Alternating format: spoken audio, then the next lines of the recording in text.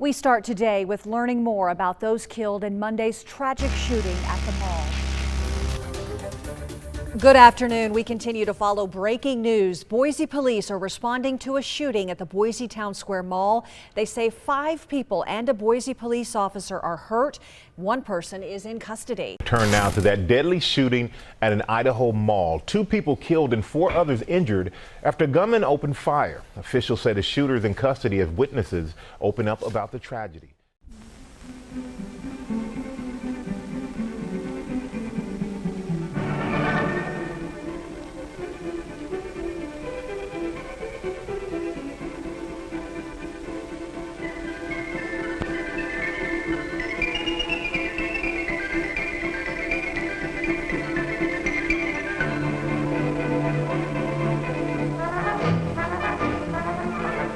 Before men learned how to control fire and put it to work, it was man's greatest enemy. In much the same way, your emotions can be your own greatest enemy. Or under control, your emotions can make you healthier and happier and improve the lives of people around you.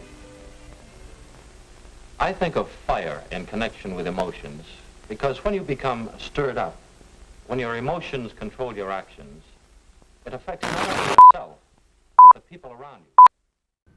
Kathleen Simcoe was one of the dozens of shoppers in the mall and in Macy's yesterday, but one of the few, as you can hear in her voice, one of the few with a first-hand account and upfront view of the tragedy and how it all unfolded just before 2 p.m. yesterday afternoon. Kathleen posted about this experience yesterday on social media and was willing to share her story with our Maggie O'Mara this morning. Kathleen told us yesterday was her day to run errands, with just a couple of days between travel dates. She said she went to Macy's to get bed sheets and was about to head upstairs to get those sheets when she spotted something she thought she would buy for her granddaughter. So instead of heading up the escalator, because the clothes had a security tag attached to it, Kathleen said she went to the checkout counter instead, the one on the lower level, east side, near the entrance to the mall.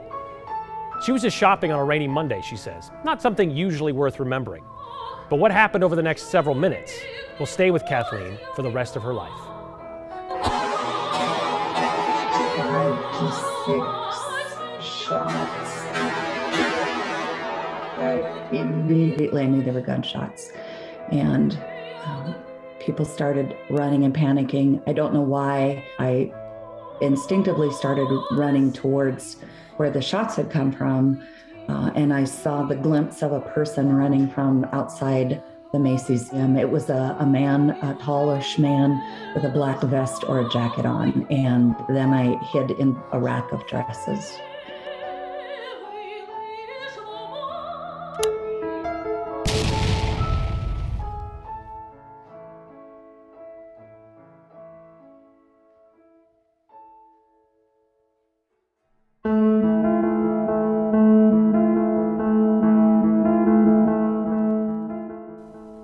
The conversation surrounding guns and the law has been one full of passionate people, arguing their point and most with the best intentions. Sadly, like with any group of people, there's those that take things to the extreme and stray far away from the initial goal and therefore the group. These people are often the loudest ones, and although usually not representative of the group, they create negative stereotypes and predispositions that rub off onto everyone.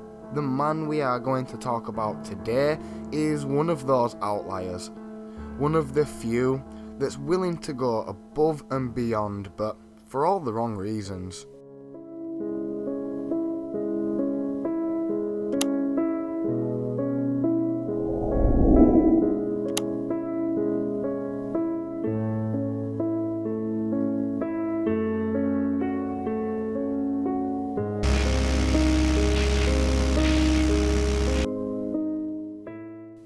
"27-year-old Jacob Bergquist is a self-proclaimed gun enthusiast and convicted felon living in Boise, Idaho. Documents obtained by NBC5 show Bergquist was arrested in downtown Chicago in August of 2012 after police said he stole $500 worth of merchandise from the Macy's on Michigan Avenue. He ultimately pled guilty to charges of retail theft of more than $300, a felony in Illinois. He was sentenced to 30 months probation and paid $709 in court fees according to the documents, but this did little to deter him from further criminal activities. According to a report from the Idaho State Police, Bergquist referenced that conviction when talking to a receptionist and a state trooper in the Idaho governor's office when he entered the Idaho State Capitol armed with a semi-automatic handgun in a separate incident in April. The trooper filed a report on the encounter, relaying that Bergquist had told the receptionist he wanted to interview the governor to get his thoughts on persons convicted of felonies being able to carry guns. Bergquist claimed that he was convicted of theft in Illinois but allowed to carry a gun under Idaho state law, and that he was trying to get the word out to others and that they could carry in Idaho too. The report also references Bergquist's YouTube channel, Guns and Rodents, which featured videos of him shooting a gun and included a declaration that minorities are not welcome. His bio on that page, which has since been removed from the site, noted that he previously lived in Chicago. Documents relating to the Chicago arrest indicate he was born in Minnesota, graduated from high school in Wisconsin, and in 2012 he moved to Chicago to live with an aunt, telling a probation officer he did not get along with his parents or have any contact with them at that time. The trooper in the April incident at the Idaho Capitol asked local prosecutors to investigate potential charges against Bergquist, but nothing actually came of that. It's a real shame that he was allowed to walk free knowing what he went on to do, but hindsight is 20/20. Let's move on to the events of the 25th of October.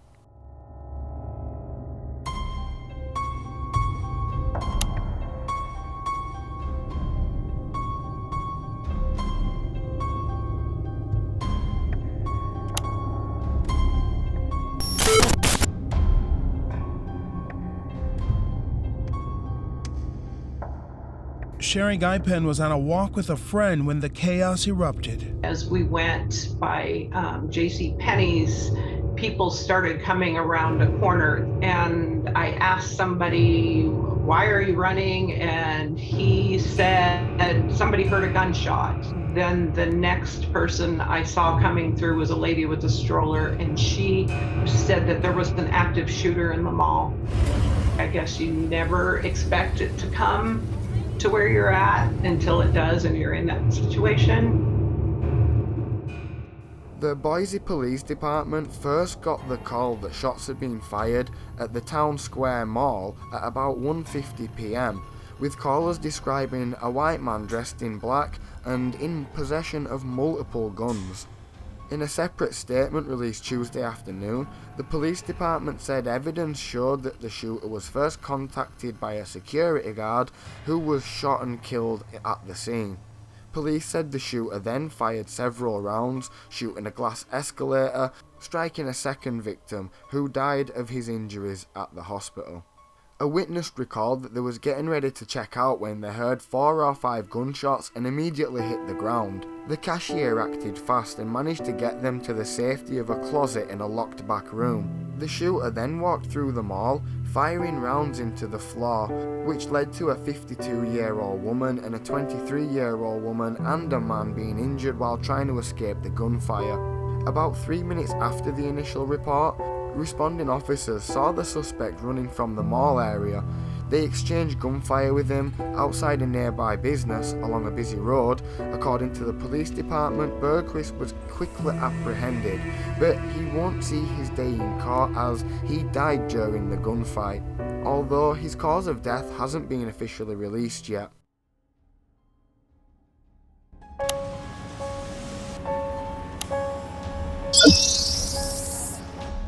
I cannot stress enough how traumatic this event is for the community at large, as well as for those that were witnesses or the families of those involved or involved themselves. With that said, at this time, we're aware of at least 6 people that were injured during this incident. We are working to notify the families of anybody that was injured. Amongst the injured includes 1 police officer, and we are sad to report that at least 2 people were killed in this event.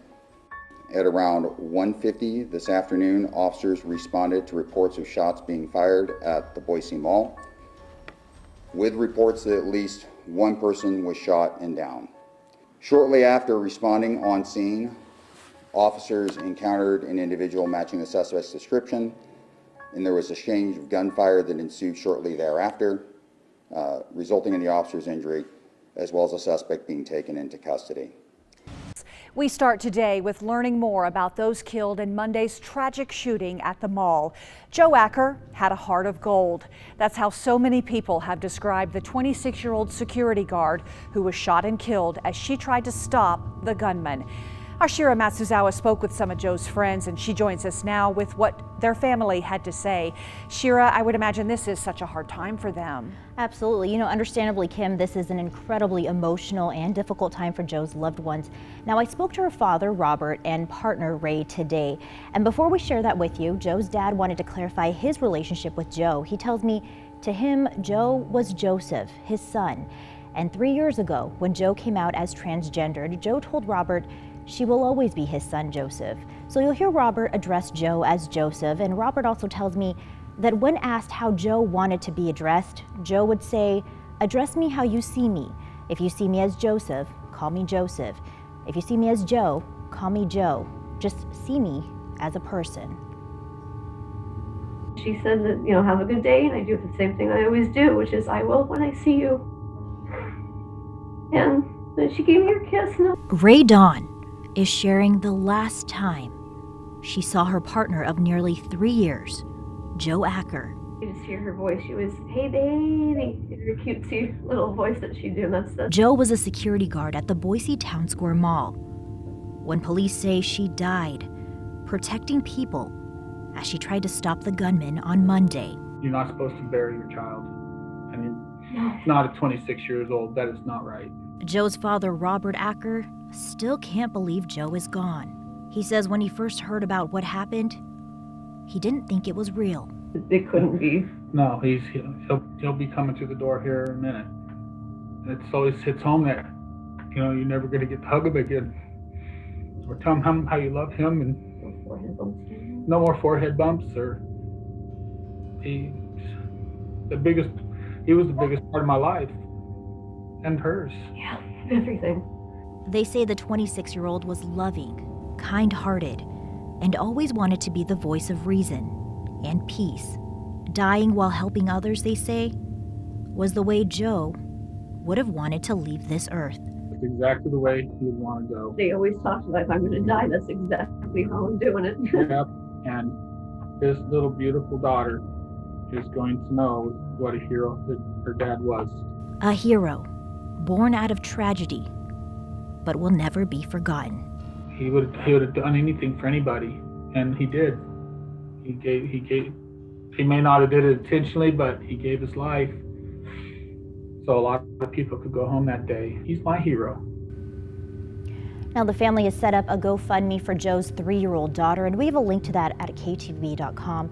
But both Ray and Robert tell me they're finding great support from friends, family, employers, and the community. They also wanted to send their condolences to Roberto's family, the other person killed in this shooting. Kim? Oh, Shira, so heartbreaking. You began your piece by saying Joe just wanted people to see her as a person, and I just think now the community is seeing Joe as a hero for sure. Absolutely. Yeah, and we are thinking of Joe's family and friends right now, as well as the victim, the other victim in this shooting, and he was 49-year-old Roberto Padilla Arguelles.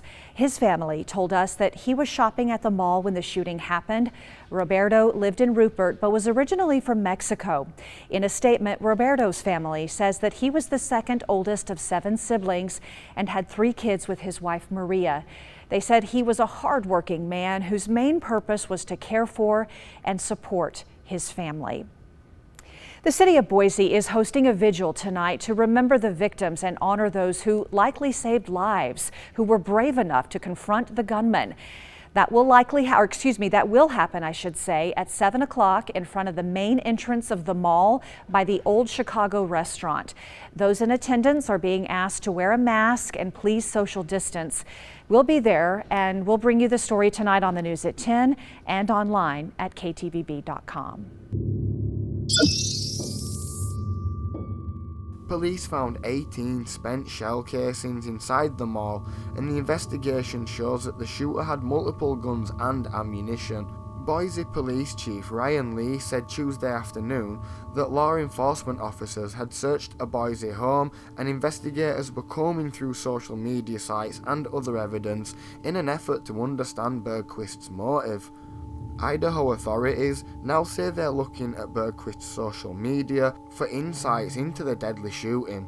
As of writing, it's still not certain why he started shooting innocent people. It's a truly horrific incident. I hope the people involved can move past and heal. My heart truly goes out to the families of those that have lost ones in such a senseless and ferocious attack. I really do appreciate you watching. If you made it this far, more videos are on the way and I look forward to being able to share them with you all. Peace and love.